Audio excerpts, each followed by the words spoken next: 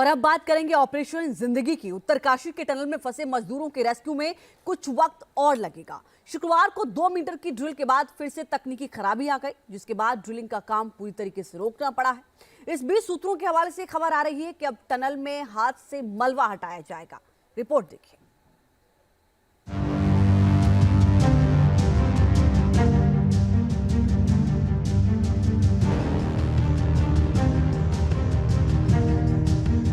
उत्तरकाशी के सिलक्यारा टनल में फंसे मजदूरों का इंतजार एक रात और लंबा खिंच गया।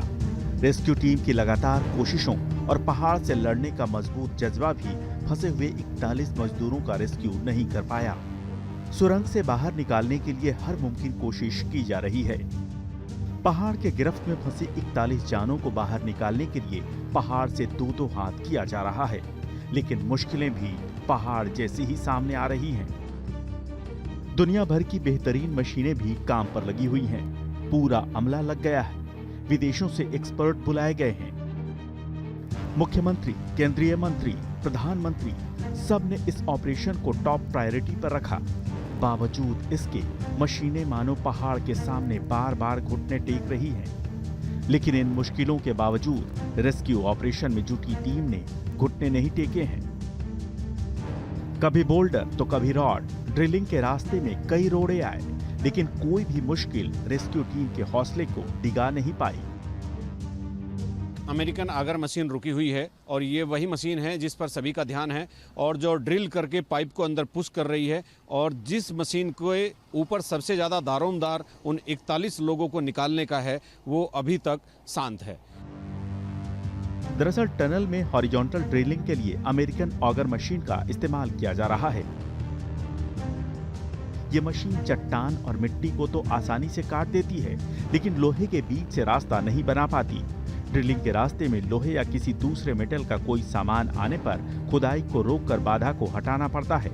इसके बाद टनल में एनडीआरएफ का एक जवान जाता और गैस कटर से लोहे को काटकर उसे हटाता।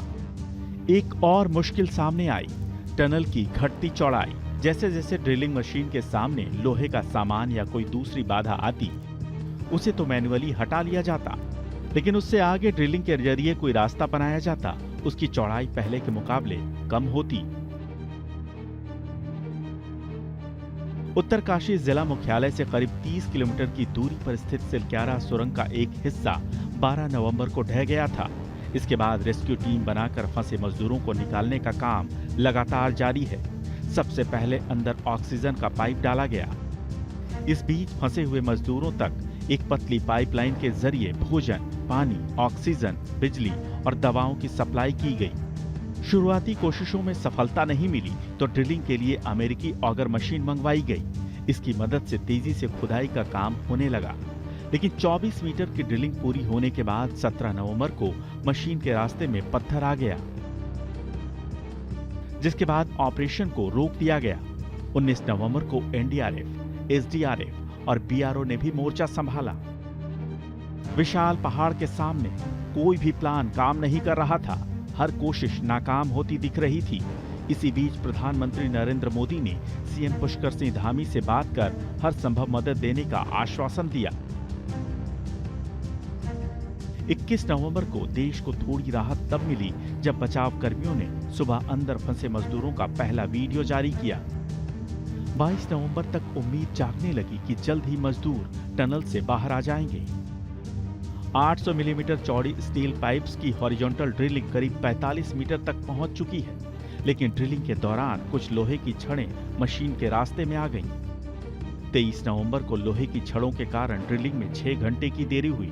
लोहे की छड़ को हटाने के बाद ड्रिलिंग की फिर शुरुआत हुई।